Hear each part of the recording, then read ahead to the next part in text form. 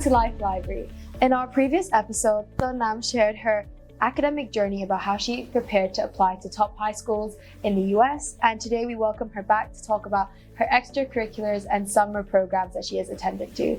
So first of all, Tonnam, do you mind sharing how your summer camp at Deerfield went last year? Well, my main courses that I chose were ecology and architecture. And for architecture, we studied about like different buildings and then ended up building like a structure that resembled like one of the buildings in Barcelona. And for ecology, we just went out and explored like kind of the place at Deerfield, and yeah, basically. Wow, so you really had a hands-on experience with your course, and was this just with your year group, or was there a wide range of year groups attending and learning your course with you? Mostly it's about my age, but there were also like a few years older and a few years younger. Great. So do you mind describing to the audiences how a day in a life looked like at a Deerfield Summer Camp? Well, we wake up and then like go to breakfast in the dining hall. Then we start off with our first course, which my one was ecology, and then like around 2 hours, and then after that we had a break, and you could go to like the kind of sports hall, right, and the field, or like there's a game room there, or just go back to our dorms. And then after that we had like the second part of our like first course, and then we had lunch. Then we went back to like our second course, which for mine one was like architecture, and then we went back, like we had a break, then went back to the course again. Then we had our afternoon activities, and then dinner, and then like just like dorm time.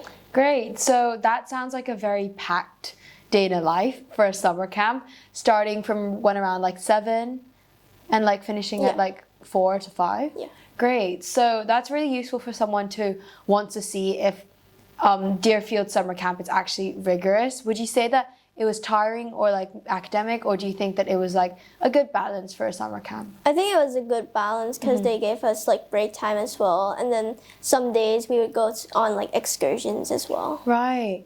So the camp lasted for 3 weeks long, and you probably participated in a lot of activities as well. Depending on summer camps, a lot of summer camps have activities for students to choose for outside of the normal like timetable that the students have. Do you mind describing to us what type of activities you went to, and which one did you enjoy most particularly? Well, they took us to like bowling, and then there's also like water activities on the campus. But then my favorite was like probably Six Flags. It's like an amusement park. Right, yeah. That's really exciting. So not only do you have activities on campus that you can do, which is water-based, so the campus must be really big then for to be able to host these extracurriculars, which is good. And then you also had excursions to Six Flags, which was a fun time for you guys to relax like after a week long of learning your courses. So how do you think this summer camp specifically influenced your perspective of applying to the US?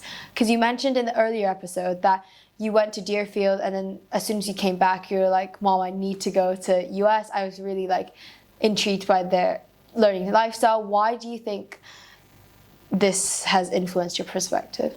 Well, for starters, like my architecture, like teacher, he's an actual architect, so I feel like the academics would be more advanced there as well, more opportunities for me. Yeah. And then I feel like the lifestyle there, like the vibe there is really nice as well, and like the nature and the campus was really nice. So. Right. So having the hands-on experience from someone who actually studied it and does it as a for a living, like being an architecture as a living, is really helpful, because then you can talk for like advice and like wanting to see more on how he has developed his career and see if this is the career path that you went.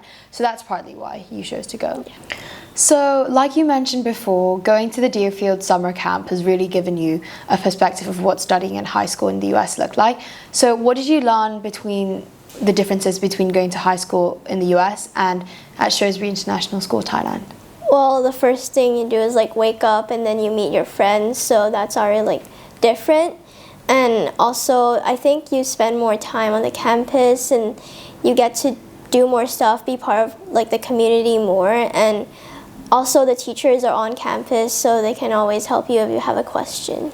Yeah, that's actually a really good point because like compared to being a day school in Thailand, like you just woke up, you have to go to school, you travel with your family or friends or whoever takes you to school, and then you meet your friends. Whereas in boarding school, you're basically living and always just having a sleepover with your friends.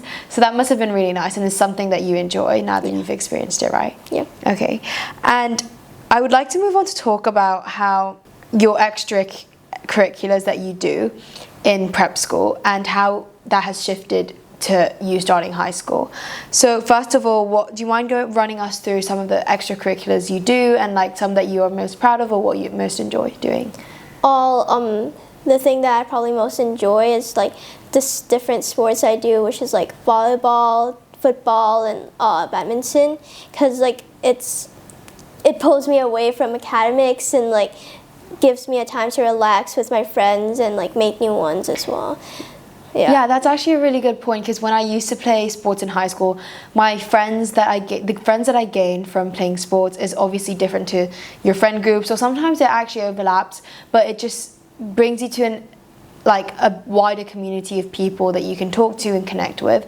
So doing sports would be something that we definitely recommend doing. And having read your resume, your supercurricular achievements are also really incredible. For example, you doing the UKMT for maths and stuff, it is really something that you have challenged yourself outside of the box and outside of the curriculum that the school provides. So what are some initiatives and how did you first approach applying for this UKMT and how did you prepare for the competition? Well, I just did some practice questions online and then timed myself so I was used to the process and like the timing. Yeah, so obviously you need to prepare for these competitions, and do you think you've learned something from the process of challenging yourself outside of the box? Like I think it adds to the profile and it's like learns like time management. Like it helps when you're doing actual tests in schools as well because it's like preparing you for those stuff. Yeah, so it's like a harder version of the test in school that you haven't learned the content with, and then now you like time manage your time well as well. So that's good to know. And how did you balance between your extracurriculars from music to sports to supercurriculars with the prep school life that you had to have on top of like excelling in your academics and keeping it up to that level? Yeah, it was quite difficult. I had like some challenges. Like my dad almost made me quit volleyball because I like didn't have a lot of time to work on it because I only had 4 months. But then I decided not to, and I made it work. Like it's just like you do it like the extracurriculars, then I come home and then just start working on like the essays and like the profile and stuff. Wow, so that is something that you truly have achieved because you've strived being like, Dad, no, I really enjoy my sports and I think that I could balance my time between this, and at the end you have proved it to him that you can, which is really good. So you, like you mentioned, your timeline would be you finish school and then you go do your volleyball and then you come back home and then you would start studying. So your timetable was really set. And do you have any advice for someone who is trying to balance their academics and extracurriculars? Well, I think you should keep doing like extracurriculars because it's like kind of like as a break from like academics as well, and then like you could just like break from school, do the extracurriculars, then go back to like studying and doing your essays and stuff. So yeah. That's a really good advice. I think the cliche work-life balance phrase, it will be definitely helpful when you navigate through high school as well, when you have just a lot of your on your plate, and especially when you're going to have to apply for university. That's far from your age, but just looking ahead, it's really important to still keep doing the stuff that you're passionate about and enjoy, and taking a step away from academics as well. So that's really good to hear about all the extracurriculars that you have done and achieved, and also how you balance your time and obviously sticking with your own morals that you really want to do it. So thank you so much for coming to share your summer camp experience at Deerfield and also all your extracurriculars and your experience. So thank you so much, Tonnam.